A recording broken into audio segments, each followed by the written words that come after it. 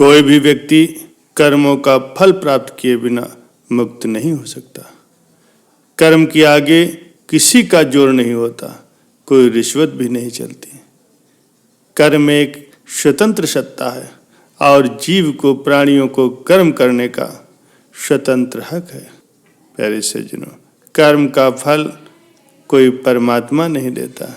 व्यक्ति जो कुछ करता है वही उसे मिलता है। अच्छे कर्म करता है तो फल भी अच्छा ही मिलता है, और यदि बुरे कर्म करता है तो फल भी बुरा ही मिलता है। पका हुआ आम कभी कड़वा नहीं होता, वो सदैव मीठा ही रहता है। इसी प्रकार से अच्छे कर्म का फल हमेशा ही सुखदायी होता है। इसलिए हमें सदैव अच्छे कर्म करना चाहिए। किसी की भी आत्मा को दुख नहीं देना चाहिए।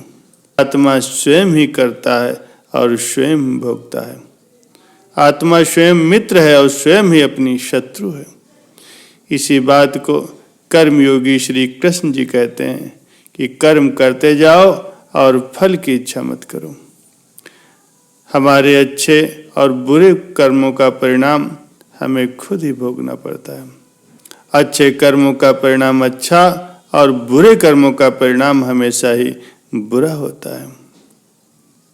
इसलिए बुरे कर्मों का हमेशा ही त्याग करना चाहिए और सदैव अच्छे कर्म करने चाहिए, और अच्छे कर्म पर कभी भी अभिमान नहीं करना चाहिए, और कभी भी कोई भी ऐसा कर्म नहीं करना चाहिए जिससे किसी को तकलीफ हो, कष्ट हो। प्यारे सज्जनों, किसी देश में एक राजा राज किया करते थे।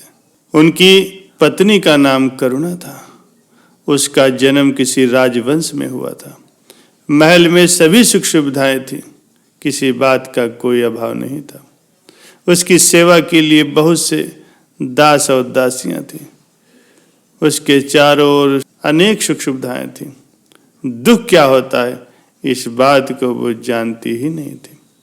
करुणा बहुत ही सुंदर थी। राजा उससे अथाह प्रेम करता था। उसके मुख से बात निकलने भर की देरी थी कि उसके पूरे होने में देर नहीं लगती थी। दिसंबर का महीना था, कड़कड़ाती ठंड पड़ रही थी। एक दिन रानी करुणा ने नदी में स्नान करने का निश्चय किया। राजा ने आज्ञा दी, नदी की ओर जाने वाले सारे मार्ग रोक दिए जाएं और नदी के सभी घाट खाली करा दिए जाएं। आदेश होते ही सभी मार्ग रोक दिए गए। नदी के तट व घाट निर्जन हो गए। जो लोग घाटों के पास झोपड़ियां बना करके रहते थे वे भी उनको छोड़ करके चले गए। अब वहां केवल पक्षियों का कलरव ही सुनाई दे रहा था।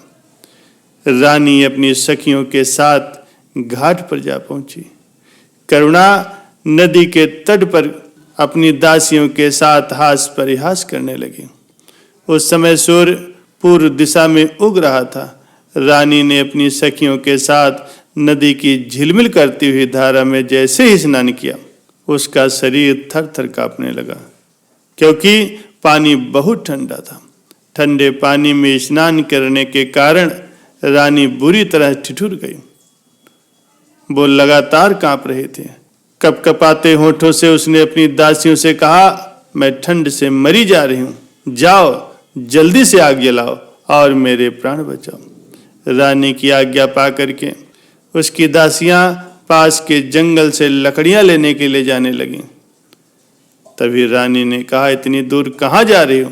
देखो ये पास में ही घास फूस की झोपड़ियां हैं, इसी में आग लगा दो, किसी तरह इस ठंड से मुझे छुटकारा मिले। ये सुन करके एक दासी ने कहा, महारानी ऐसा न करें, ये झोपड़ियां न जाने किस गरीब आदमी की होंगी, इनमें न जाने कौन साधु सन्यासी रहता होगा। झोपड़ी के जलने से वो निश्चय ही निराश्रय हो जाएगा और इस ठंडक में वो बेचारा कहाँ जाएगा। दासी की बात सुन करके रानी को बहुत क्रोध आया। वो चिल्ला करके बोली, दूर हो जाओ मेरी नजरों से। फूस की इस पुरानी झोपड़ी की तुम्हें इतनी चिंता है और मेरी कुछ नहीं। मेरी आज्ञा का तुरंत ही पालन करो। रानी का क्रोध देख करके उन दासियों ने उस झोपड़ी में आग लगा दी। वो झोपड़ियां धू धू करके जल उठी। आग की लपटें आकाश छूने लगी। नदी के किनारे खड़े पेड़ों पर बहुत से पक्षी कोलाहल करते हुए आकाश में उड़ गए। आग की चिंगारियां एक झोपड़ी से दूसरी झोपड़ी पर गिरने लगी। चारों ओर आग ही आग थी। थोड़ी ही देर में घाट की वो सभी झोपड़ियां जल करके राख हो गई। ठंड से कांपती हुई रानी को आग की उन लपटों की गर्मी बहुत अच्छी लगी। आग ताप करके रानी अपनी दासियों के साथ हास परिहास करती हुई राजमहल को वापस लौट गई। अगले दिन राज्यसभा में महाराज सिंहासन पर विराजमान थे और उन व्यक्तियों की जिनकी झोपड़ियां रानी ने जलवा दी थी वे सभी राज दरबार में आ पहुंचे। रोते हुए रूंधे गले से उन्होंने राजा से अपनी दुख भरी कहानी कह सुनाई। अपनी प्रजा की बातें सुन करके राजा का सिर लज्जा से झुक गया। उनका चेहरा क्रोध से तमतमा उठा। वे वहां से उठ करके एकदम ही राजमहल में चले आए और रोषपूर्ण स्वर में राजा ने अपनी रानी से कहा, रानी, तुमने निर्दोष दीन दुखियों के घर जला दिए। ये तुम्हारा कैसा राजधर्म है?